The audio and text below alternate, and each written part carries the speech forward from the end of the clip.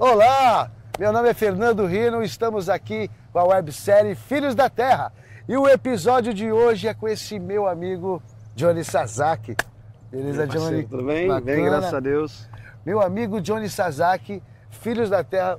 Johnny, você nasceu em Santos, mas sempre morou aqui em São Vicente, correto? Sim, correto. Seu pai veio do Japão, você é Nisei, Sansei? Sou Nisei. Meu pai é japonês mesmo, nascido em Osaka, criado em Ehime, uma pequena ilha ali do Japão. Meu pai migrou para cá quando ele tinha aí, aproximadamente uns 23 anos de idade. Aí conheci minha mãe, que é mineira, se conheceram em São Paulo. Aí meu pai foi trabalhar na Cozipa, Cubatão, e começaram a constituir a família deles aqui em São Vicente. Aí eu nasci, né, na maternidade da Santa Casa, na época, em Santos, e logo já vim aqui para o Parque Bitaru. Morei durante muitos anos na Avenida Capitão Moraguiar, número 77, e depois aqui na Rua Bento Viana, onde eu fiquei até os meus 15 anos de idade. E depois embarquei para fazer o caminho inverso do meu pai, que foi ir ao Japão. Ao Japão, show de bola. Mas, Johnny, aqui, a sua infância em São Vicente, como é que foi? Foi uma infância muito livre, assim, muito feliz. Eu sempre falo para as pessoas que isso tudo que a gente está vendo aqui, não só Rua Japão, o próprio Praia Clube, o Morro dos Barbosas, o Ponte Pêncio, o Instinto Barcão, que hoje não existe mais, o Itapura. Que também não existe mais. Que também não existe mais, mas ainda tem aquela... Ainda está lá o sítio, mas tem a pedra ali. Isso aqui era o nosso quintal, porque a gente tinha uma liberdade de nadar nesse mar. A gente entrava aqui com as chatinhas, né, aqueles barquinhos fininhos, com caiaque. Depois, quando terminava a brincadeira, nós íamos ali para Ponte Pêncio. Depois da Ponte Pêncio, a gente ia para Itapura. E no final de tudo, a brincadeira ou terminava no Morro dos Barbosas aqui, quando a gente subia, tinha um nosso amigo que morava ali, o Joselito, ficava ali brincando. Naquela época, também me recordo que nós, né, os meninos daquela época, a gente se reuniu e fizemos um campinho bem ali no pezinho do morro, onde a gente jogava bola quase que todo dia, assim. Ali na subida do morro, né? No subida do morro, eu lembro disso. Aquele campinho foi feito, olha só, uma coisa que hoje, assim, dificilmente você vê as crianças fazendo isso. Pode crer. A gente se organizou, os meninos se organizaram, assim, uns 20, 30 meninos, vamos fazer, todo mundo com enxada, rastelo, arrancando o mato com a mão mesmo. E limpamos aquele pedaço e fizemos um campinho de futebol, sabe? Porque não tinha, assim, campos. Tinha um Praia Clube, mas era restrito, a gente podia jogar. Ou os bombeiros, né? O corpo de bombeiros. Os bombeiros também era restrito. Restrito, que eles liberavam pra gente nos finais de semana. Então a gente fez aquele campinho. Então era uma infância muito, muito feliz. Eu sempre digo que, embora eu tenha morado muitos anos fora do país, os meus melhores amigos sempre estiveram aqui. Tanto que quando eu regressei à minha terra natal, é com eles que eu ando até hoje. É com eles que eu falo, é com eles que eu tenho as minhas melhores histórias, é com eles que os fins de semana a gente está junto, que as famílias se conhecem. Então eu amo muito São Vicente. Eu sempre falo para as pessoas que eu morava em Tóquio. E quando eu decidi retornar para minha terra natal, algumas pessoas falaram assim: pô, mas tu vai voltar para São Vicente? Não era nem para São Vicente, né? Vai voltar para Santos? Vai voltar para Santos. Eu falo: não, é São Vicente. Mas não é Santos, não. Santos, São Vicente, Praia Grande, são municípios diferentes. São Vicente é São Vicente, primeira cidade do Brasil, e a gente tinha que explicar, né, dar uma aula de história, né, do que é a nossa cidade. Então, assim, eu me sinto muito em casa, muito à vontade em estar aqui e reencontrar rostos conhecidos a todo instante, e com cada pessoa que eu encontro, a gente tem uma história ou em comum, ou eu sei do que ele está falando aqui na cidade. Quase agora a gente começou a conversar e você já falou: pô, o campinho na subida do morro, para você ver, né? Algo que parece que não, a gente montou aquilo ali, fez aquilo ali, mas olha quantas pessoas observaram e viram aqui. Eu cheguei a jogar lá, chegou a jogar lá, cheguei a jogar lá. Porque eu vivi também aqui, eu não sou nascido de São Vicente também, mas é a minha terra natal, de coração, estudei no Raquel de Castro, então vivi muito aqui na Rua Japão, jogando bola, brincando. Eu tenho muitos amigos que moram aqui até hoje, na Rua Japão. Inclusive, estava até comentando com você antes que eu voltei aqui com meu filho para andar de skate, foi muito bacana. É uma sensação, uma relação afetiva muito gostosa. Porque a relação da amizade é justamente essa base, né? É quando você tem os amigos que a gente formata, esses amigos de verdade, que ficam pro coração, quando a gente está se formando quanto ser humano, como né? ser humano, quanto como cidadão, homem, quanto cidadão, quanto exatamente. homem. E aí a gente pega essas famílias que que agregaram a essas pessoas e as nossas vidas para que isso tivesse uma situação melhor. Então é muito bacana a gente conversando antes de gravar e agora, a gente vai passando um filme, né, na nossa cabeça. Você estudou aonde, meu amigo? No Raquel de Castro, depois mais tarde no Henrique Osvaldo e também no Itá. Então assim, foi uma maratona. Só voltando um pouco aqui um capítulo atrás, eu fui entender muito meu pai quando eu fui morar no Japão. Uhum. Porque lá eu era estrangeiro, né? Aqui, embora eu tenha cara de japonês, lá eu era brasileiro. Uhum. E meu pai, ele é japonês mesmo. E um dia ele falou assim pra mim, falou, Johnny, você pode pegar uma maçã e colocar ela dentro de uma caixa de laranja, cheia de laranja, e fechar essa caixa ali e deixar ela ali por anos. Você vai tirar essa maçã de dentro dessa caixa de laranja, ela pode ter cheiro de laranja, aspecto e cor de laranja, mas ela sempre vai ser uma maçã. Então, o fato de eu ter ido morar fora é isso. Eu me identifico muito por ser um vicentino, né? Então, assim, eu poderia morar lá 50 anos da minha vida no Japão, Sim. que eu sempre seria um vicentino. Eu seria essa maçã dentro dessa caixa de laranja, entendeu? Então, isso é muito gratificante, poder voltar e reencontrar a maioria dos meus amigos com saúde, porque às vezes a gente não tem essa oportunidade. Reencontrar, estar ao lado dos meus pais vivos, sabe, das minhas irmãs, dos meus irmãos. Então, esses laços, né, que o tempo não conseguiu desfazer. E não vai desfazer. Por mais que isso não exista, a nossa sensação daquilo que a gente viveu nunca vai sair da nossa lembrança, da nossa vida. E por falar nisso, você estudou no Raquel, e aí você começa a criar uma situação já artística estudando. Conta pra gente. Então, aí aqui eu arranhava um pouco de violão e tudo mais, tentei montar algumas bandinhas com alguns amigos. Tinha um grupo de dança chamado na época Cover Boys, que a gente participava do show dos bairros, inclusive com o Marcelo Rick. Marcelo Rick! Meu amigo Olha Marcelo Rick, que na época a Cultura, ela tinha, a Rádio Cultura, ela tinha um projeto assim, fabuloso e que deveria voltar, que era um caminhão que tinha um palco e que rodava vários bairros de São Vicente e também de Santos, onde dava oportunidade para os artistas locais se apresentar. Infelizmente, isso com o tempo desapareceu, não sei por que desapareceu. E pessoas assim como o próprio Marcelo Rick, né, que hoje é uma figura bastante conhecida aqui, eu acho que foi despertando uma veia artística nas pessoas, e isso aconteceu comigo também.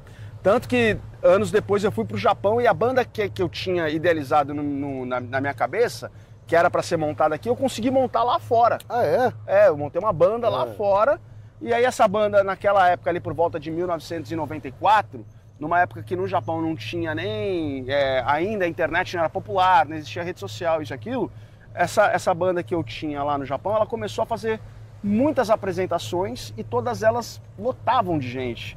E aí foi quando a TV Globo Internacional estava se introduzindo no país, ali por volta depois de algum tempo, e eles falaram, pô, quem que é esse cara que está sempre no palco, esse menino cara? Que fala bem, se comunica com os jovens, e todo lugar tá cheio, as bandas brasileiras que vêm tocar no Japão, é ele que tá abrindo.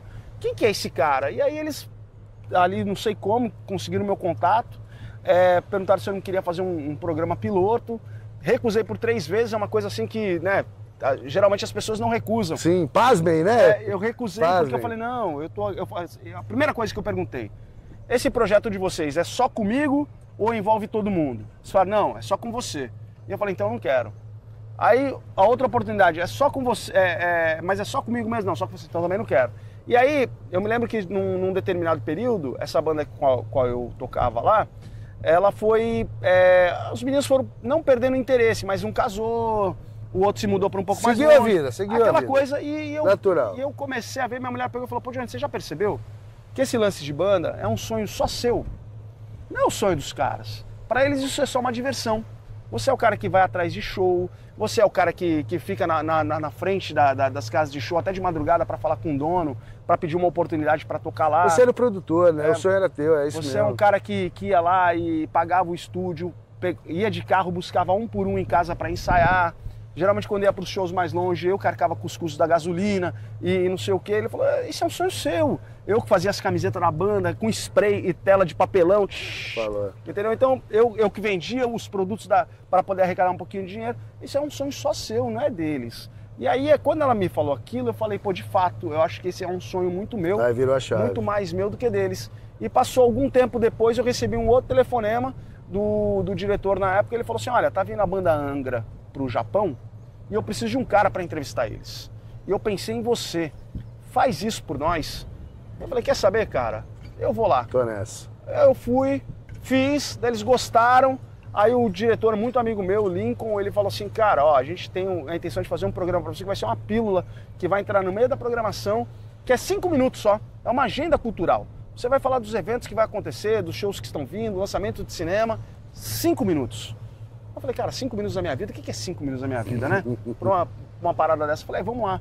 Fiz 5 minutos, a coisa foi pegando força, aí começou a despertar o interesse de patrocinadores, as pessoas queriam colocar patrocínio, só que dentro de 5 minutos não cabia. Sim. Daí foi para 10, de 10 foi para 15, depois ficou 45 minutos no ar, fiquei 10 anos com esse programa, me tornei diretor da TV Globo lá fora, no internacional no Japão, virei produtor de show, enfim, e aí a vida entrou por um outro lado, e eu sempre digo que eu dei muita sorte na minha vida, sabe, Rino? Porque assim, quando eu olho para trás, para minha infância, para o menino que aqui do Bitaru, que não tinha muita perspectiva de futuro, né? Eu não sabia exatamente o que poderia ser a minha vida, eu olho e percebo que eu tive muitos anjos que foram aparecendo, sabe?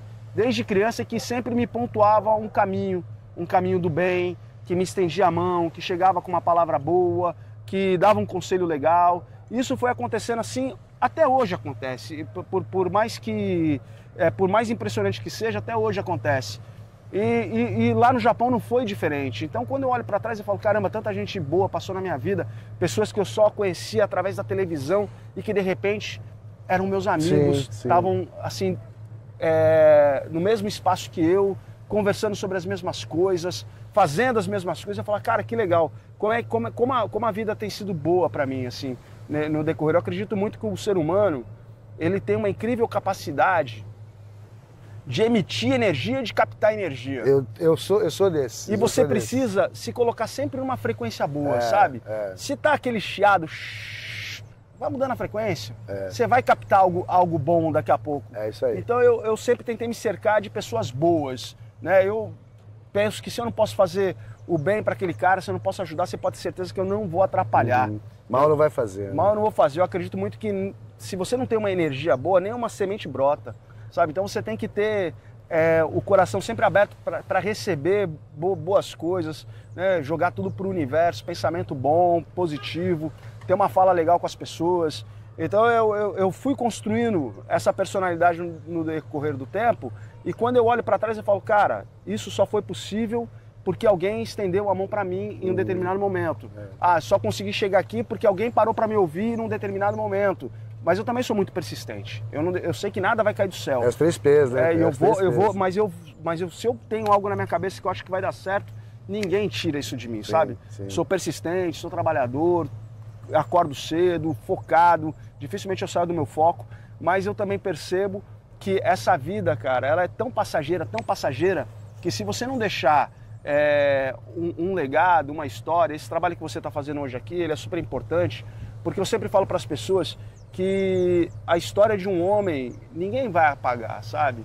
De que maneira seus filhos vão lembrar de você quando você não está mais presente, não estiver mais presente, que maneira seus filhos vão falar de você para os seus netos quando você não estiver mais presente. Então é poder construir histórias e momentos afetivos bons com as pessoas que você ama. Isso é algo que eu venho propagando na minha vida, assim, sabe? Perfeito. Eu acho que a gente tem que... E hoje o mundo, pelo que eu percebo, ele está muito carente de afeto, sabe? As pessoas elas estão muito individualistas, elas pensam nelas, não olham para o lado, não percebem a dor do outro, e a gente precisa estar mais atento a isso. Porque, como eu posso te falar, cara, é tudo muito cíclico. Hoje você não sente a dor do outro, mas amanhã pode ser a tua dor. Pode sentir, sim, entendeu? Claro. O que acontece com um pode acontecer contigo, invariavelmente, independente... Eu vou falar uma coisa pra você, que às vezes, uma palavra boa, ela pode mudar o destino da vida de alguém. sabe? Sim, Às um vezes- abraço. Um abraço, às vezes aquela pessoa tá ali, ela só precisa que alguém chegue e fale pra ela se tá tudo bem. É. Tá tudo bem? Você tá precisando de alguma coisa? Sentindo que você tá triste hoje? Tem algo te incomodando? Sim, sim. Quer conversar? E hoje não, esse negócio de rede social, ela aproximou quem tá distante, mas afastou quem tá perto. E outra, se tornou frio, né? É frio, é uma relação fria. Porque às vezes você tá aqui na tua tela, falando com pessoas que estão longe, que você nem conhece, e não tá dando atenção para quem tá do teu lado. Do teu lado, exatamente. Entendeu? Exatamente. Então a internet ela aproximou quem tá longe, mas distanciou muito quem tá perto. E o tempo passa assim, ó. Voando, é isso Voando, mesmo. voando, voando. Quando você vê, já foi, sabe? Então é valorizar o tempo, valorizar as pessoas, principalmente aquelas que você ama, sabe? Elas não passarem na sua vida sem saber que você de fato ama elas. Isso Entendeu? é de extrema importância, né? E aí, olha que responsabilidade, senhoras e senhores, esse humilde entrevistador está entrevistando um jovem de São Vicente que saiu daqui, foi para o Japão, batalhou pra caramba lá, criou uma ascensão natural, porque né, você não cavou, uma ascensão natural entre as mídias, entre as pessoas, criou um grupo. Como era o nome do grupo? Aqui, É. aqui era Cover Boys, olha. E lá? Lá eu tinha uma banda chamada Sangue Bom, Sangue Bom. que era Sangue, B-A-O. É só. Os 3 tipos de sangue. Aham. Sangue B, Sangue A, Sangue O. E aí teve um programa, como é que chamava o programa no Japão? Lá, o programa que eu fiquei mais tempo no ar foi o programa Agenda Mais, que era uma programa Agenda Mais. muito jovem, parecido com MTV, Uhum. assim, bem galera. Depois eu apresentei um programa chamado Brasil do Oriente. Depois eu apresentei um programa que era Sonho e Esperança. Assim, eu me tornei o principal apresentador da Globo Internacional no Japão. Uhum. Então, assim, os principais programas, eles passavam por mim. A gente tinha uma grade de programa e eles acabavam passando sempre por mim. Então, assim, ou eu começava o programa e depois vinha um apresentador e me substituía no decorrer do tempo, mas os principais programas eles passavam por mim. Mas o programa que as pessoas até hoje se lembram quando eu vou lá, Brasil mas Day, né? esse programa é o Agenda Mais. Ah, o Agenda Mais. E é muito impressionante, porque às vezes eu tô andando em São Paulo, ali na Liberdade, tô caminhando por lá, e é fato, Rino.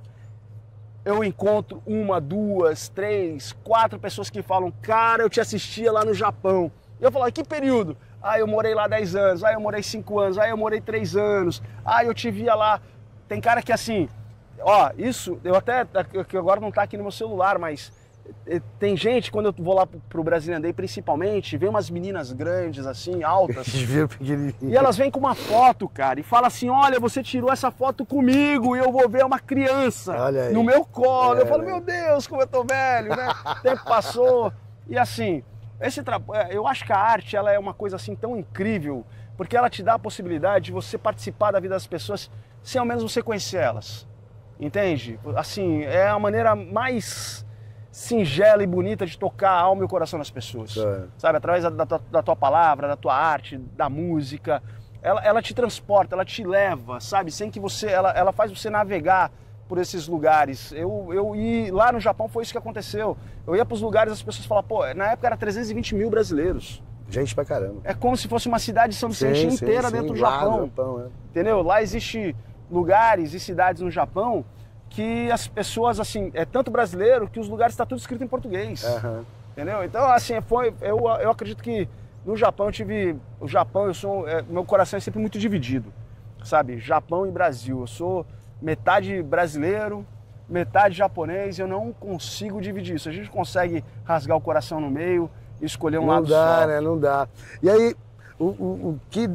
Eu gosto muito da tua história, Johnny. Acho que a tua história é uma das histórias mais interessantes que a gente tem, que vai ter na web. Esse jovem vicentino que foi pro Japão, arrebentou, e que ninguém talvez soubesse que ele era de São Vicente, e tanto que acredito que muita gente que esteja vendo essa história hoje não sabiam dessa história do Johnny.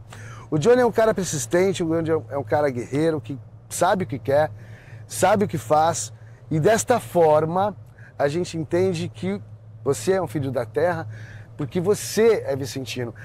Ele estava contando pra gente sobre essa visão aqui da Rua Japão, que ele lembra desde pequeno, né? Que você imaginava isso aqui como uma foto do Japão? Isso, olha, cara, até me arrepio aqui, porque eu sempre brincava aqui, né? E eu me lembro, como eu já falei, meu pai é um imigrante japonês. E ele tinha trazido muitos livros, muitas revistas. Ele comprava muita coisa do Japão. Naquela época a gente não tinha o acesso que tem hoje de procurar as coisas na internet. E uma vez, mexendo nas coisas do meu pai, eu vi um cartão postal de uma imagem do Monte Fuji. Monte Fuji, é. Que tinha, assim, uma baía imensa, grande. E eu olhei para aquela foto e falei, cara, mas isso aqui parece com algum lugar de São Vicente que agora não me vem à cabeça. E eu falei, na Rua Japão. Existia um lugar aqui que se parece... Existe esse lugar aqui que se parece muito com o lugar do Japão. E eu sempre ficava imaginando. E anos depois eu tive a oportunidade de ir para esses lugares lá. E ver o quanto era parecido. É um braço do mar com mangue. Esse mesmo cheiro meio adocicado, com maresia, sabe? Então quando eu estava lá, eu sentia esse mesmo cheiro da maresia. Eu me transportava imediatamente para cá. Sabe, era como se eu entrasse num portal, assim, eu falava, caramba, vinha todas aquelas lembranças, sabe, de criança, de estar brincando aqui com meus amigos e tudo mais. Então, esse local aqui para mim é muito emblemático, assim, eu tenho um carinho imenso, assim, por aqui. A gente, assim, eu brinquei muito aqui mesmo, assim. E é um grande barato porque ele mostrou a foto pra gente, eu não sabia dessa informação, ele mostrou a foto pra gente. E na hora que você mostrou, era exatamente igual. Parecido, exatamente igual. A nuvem estava por cima, parecendo a neve do Fuji. E outra coisa que você falou sobre que as pessoas te ajudaram, você também ajudou muita gente. Marcelo Mordente, também nosso entrevistado, comenta que você deu a maquininha para ele começar Ai, que legal dele ter falado ele fala, a começar a tatuar. Ou seja, um vicentino que mora aqui no Bitaru. Aliás, como o Bitaru teve gente boa nesse período. Porque é um monte de pessoas. O Fernando Pires, que trabalhava aqui no parque, o Mordente, o Johnny e tantos outros que não estão dentro do programa, que infelizmente a gente não tem mais contato, mas muita gente boa, muita gente bacana. Chique, que o pai deles, já falei, né, palestrante, escritor de livro, sim. Que o pai dele tinha uma farmácia aqui na Capitão Moraguiá de Esquina, no São Paulo. Então, o Xinha Chique também, ele é daqui. Sim, até sim. Vou tentar falar Aliás, com escritor ele. de vários livros, Escritor de vários livros, palestrante, médico. É um cara, assim, fenomenal. Então, São Vicente, com certeza, é um celeiro de grandes pessoas. Grandes figuras, grandes personalidades e personagens que compõem a história não só de São Vicente, como a do país. E aí, você faz esse sucesso todo, entra na Globo, se torna um comunicador internacional, e aí todo mundo te vê na Ana Maria Braga. Cara, eu tenho um carinho, assim, imenso pela Ana Maria Braga. Eu tive várias passagens por outros programas da TV, mas de fato eu me consolidei mesmo aqui no Brasil. A minha imagem ficou muito vinculada ao programa Mais Você, dela. E aí eu faço um trocadilho. Eu fui para um programa chamado Mais Você e eu tinha um programa chamado Agenda Mais, né? E foi assim incrível, porque eu fui recebido de braços abertos pela Ana, sabe? Até hoje a gente tem contato, estive agora no programa dela de 25 anos. Foi muito legal. Então, por todos os lugares que eu vou aqui, muita gente me via na Ana Maria Braga, mas não sabia que eu era de São Vicente. Exatamente. E às vezes eu tô aqui na rua, a pessoa fala, mas você não é aquele repórter da Ana Maria Braga? Eu falo, não, sou eu mesmo. Mas você era aqui de São Vicente? Eu falo, não, eu sou daqui de São Vicente. Então eu tive uma grande experiência com a Ana Maria, porque ela me deu as melhores e as principais, vamos dizer assim, oportunidades de mostrar o meu trabalho para o Brasil. Porque até então ele ficava restrito dentro do Japão. Exatamente. Entendeu? E aí, olha a responsabilidade que o programa Filhos da Terra tem. A gente tem essa conversa com esses personagens da cidade para criar um acervo cultural e desse acervo cultural permanecer a história viva dessas pessoas que estão aqui.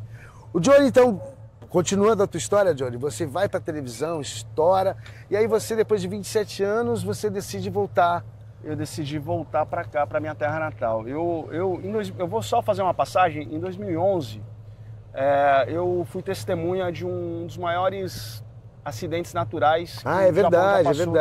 Que foi o terremoto de 2011, lá no Japão. Eu fui o primeiro repórter brasileiro a chegar nas áreas atingidas. 24 horas depois eu estava lá. E até aquele momento eu me sentia muito mais brasileiro do que japonês. E ali eu vi meu povo sofrendo. Eu falei, cara, esse povo está sofrendo, mas esse povo também é meu povo. Então, além dessas reportagens que eu tenho que fazer aqui, eu também tenho que fazer alguma coisa para essas pessoas. Então, terminando o meu trabalho lá como repórter, eu me envolvi em dezenas de ações voluntárias para ajudar as pessoas lá. Fala como é que foi isso, como é que você chegou lá, porque foi uma aventura, né? Foi uma aventura. Eu me lembro que eu estava entrando no programa, era numa sexta-feira, se eu não me engano, eu ia gravar o programa, eu estava colocando o microfone, o estúdio ele era um estúdio subterrâneo, e do lado do estúdio tinha a parte que a gente recebia o sinal do Brasil. Então ali era um lugar que via satélite, o sinal via satélite era um lugar que não poderia ficar sem ninguém nunca. Então era 24 horas, tubos alternados, tinha gente sempre trabalhando. E o estúdio, ele era de vidro e dava visão para esse lugar que a gente falava que era o sistema operacional master, onde as pessoas estavam ali.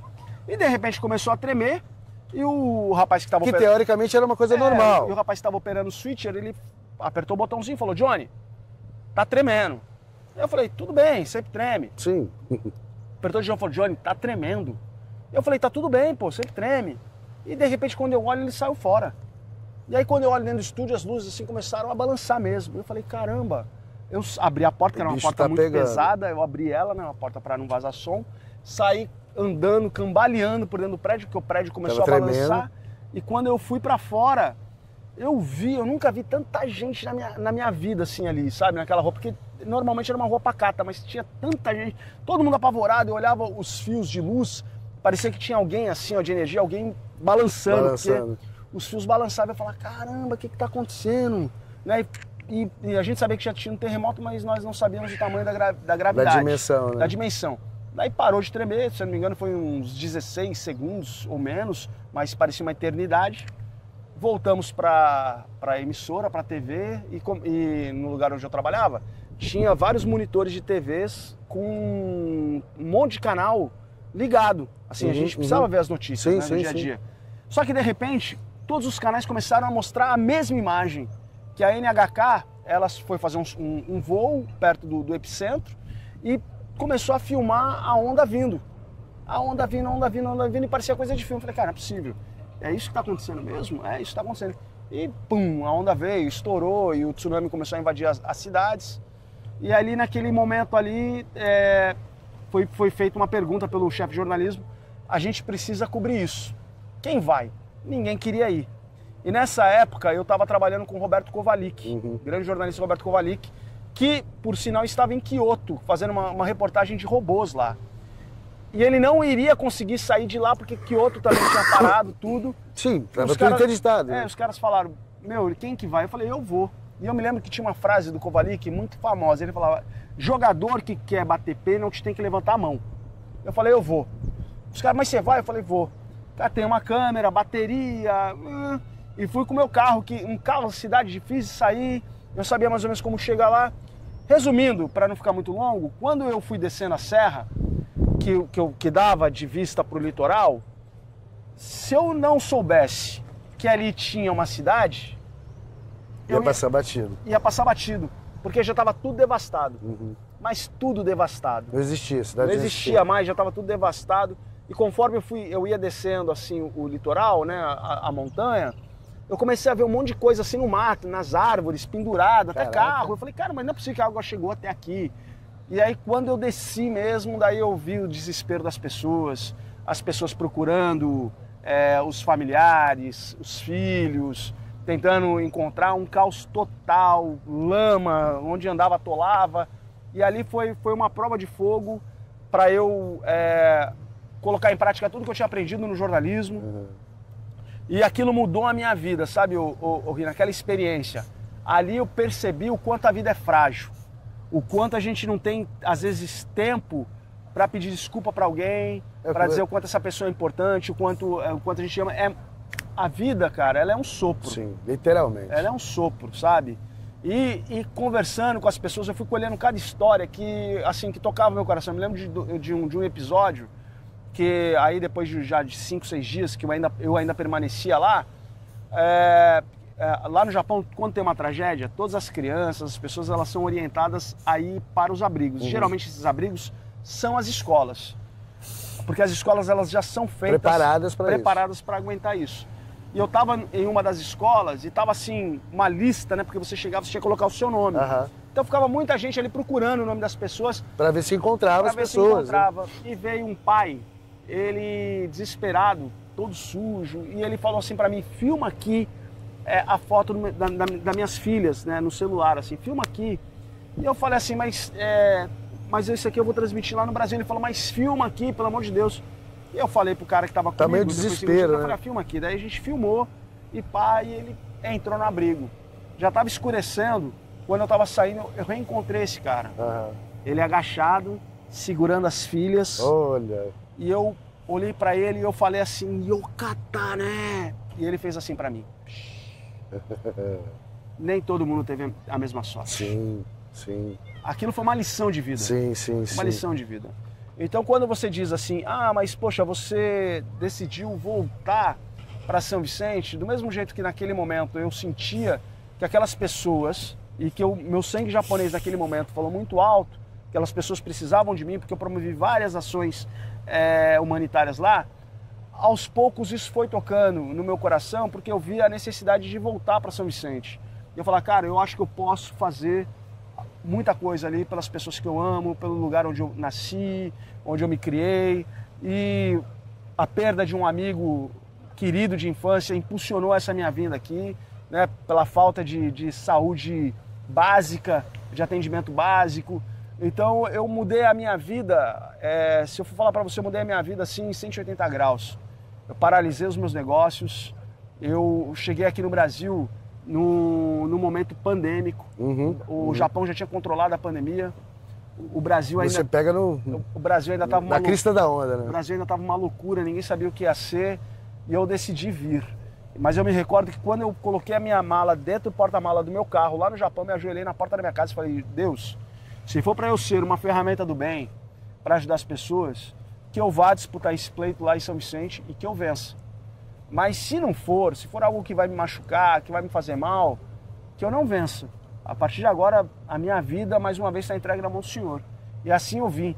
Eu desembarquei no aeroporto, era 11 da manhã, e a convenção era às 3 da tarde. Olha aí. Eu desembarquei no Brasil. Já foi direto. E já fui direto. Só deixei as malas na casa da minha mãe e fui para a Câmara Municipal, que a convenção era lá. E a partir dali eu tinha 1 mês e meio para poder fazer a minha campanha. Só que a partir do momento que eu falei que eu me fiz presente na convenção e que eu saí da convenção, eu falei, e agora? Como é que faz campanha? Tá bom, vamos lá, né? Vamos aprender, né? Eu não sei fazer campanha, eu não tinha ninguém para me ajudar. Não tinha experiência, não tinha expertise. Não tinha experiência, eu falei, eu vou fazer o que eu sei fazer de melhor, que é me comunicar com as pessoas. Me comunicar, e assim eu fiz. Peguei meu celular e a partir dali, andava na rua, pegava depoimento, falava com as pessoas, tentava entender melhor a cidade. Fiz questão de andar a cidade praticamente quase que toda a pé, sabe? Saía de casa às 6 da manhã, voltava para casa às 11 da noite. E num determinado dia, assim, chovendo muito mesmo, tava tomando café da manhã com meu pai. Ah, isso é legal, isso é legal. E meu pai falou, 6 horas da manhã, você tá indo pra onde? Eu falei, tô indo pra feira. Ele falou assim, mas pra feira? Fazer o quê? Tá chovendo, fica em casa hoje. E eu peguei e falei pra ele assim, falei, não, mas eu vou. Daí ele bateu na mesa e ele falou assim, omae wa baka janai, nihon moroteo. Tipo assim, você é besta, volta pro Japão, sabe?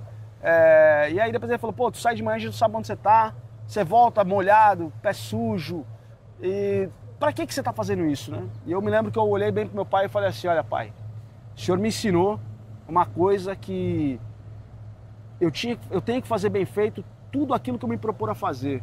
Pode ser o serviço mais simples e humilde que for, pode ser um faxineiro, um cara do coletor, mas se eu me propor a fazer isso, eu vou fazer muito, mas muito bem feito. Foi o que o senhor me ensinou. E aí, meu pai é um homem muito duro, turrão, que sempre é o cara que dá a última palavra. Perto dos seus 80 anos, ele ainda é assim, eu respeito muito. Mas nesse dia, ele engoliu seco, só balançou a cabeça e falou, então vai. Vai com Deus. E aí eu fui, sabe? E graças a Deus, eu venci essa eleição. tendo um prazo muito curto de tempo, 1 mês e meio de campanha, a gente conseguiu vencer e nesse pleito, como eu fui o vereador que mais trouxe recursos na história da cidade, sabe? Então, é uma missão que eu tenho muito orgulho de falar, que nos nossos primeiros 4 anos nessa cidade foram de muito, muito trabalho. E as pessoas falavam assim, né? Mas, cara, esse japonês está trabalhando assim desse jeito porque é o primeiro mês, daqui a pouco ele cansa. Aí via que eu não parava. Esse japonês está inventando coisa aí, mas é porque é o primeiro ano. Daí via que eu não parava. Pô, segundo ano, terceiro ano, aí ferrou, o cara não para mesmo, continua.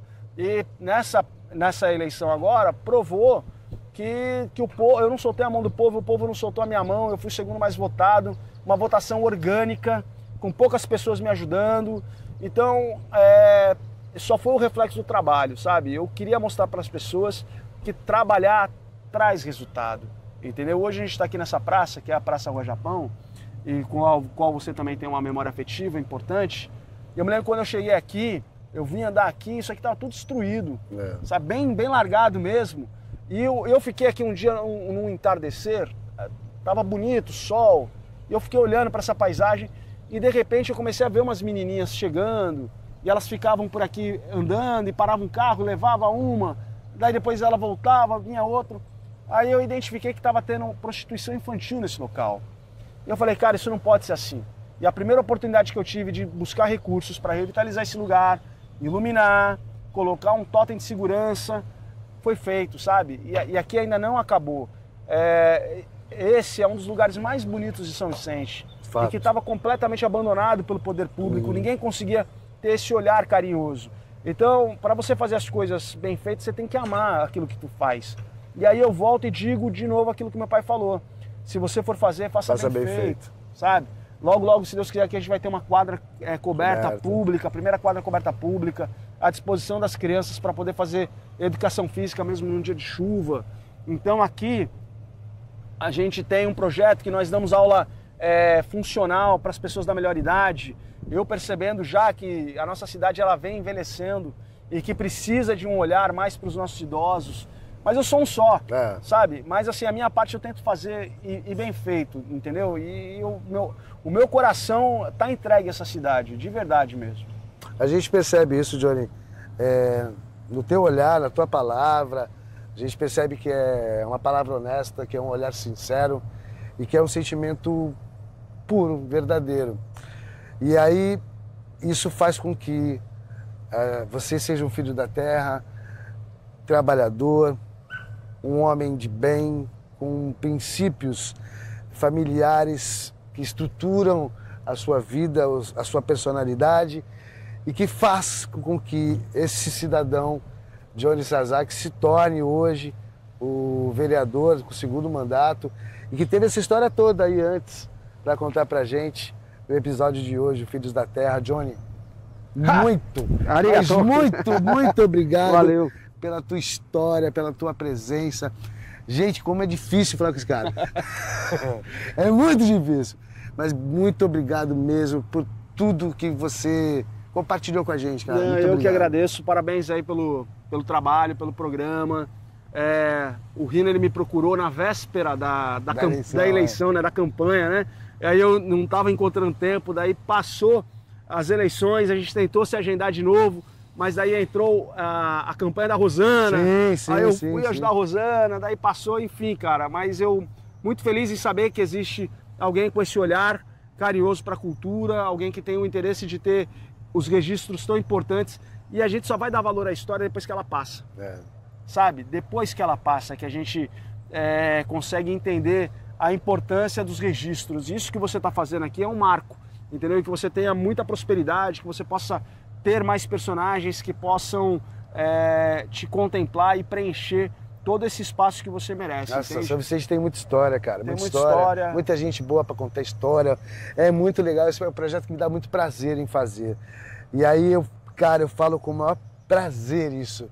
Tu é um filho da terra, cara. Obrigado, Rino. Deus te abençoe, irmão. Valeu? Valeu, cara. Muito obrigado. Obrigado. Gente, até o próximo episódio com mais Filhos da Terra. Programa muito bacana, muito bacana. E a gente vai ter convidados especialistas também aqui com vocês. Tchau, até a próxima. Isso aí. Valeu, Rino. Show de Obrigado, bola. cara. Muito E ele bom. veio com a camisa escrito Samurai. Agora que eu vi. Vi! Agora que eu vi, Isso é que tu não sabe.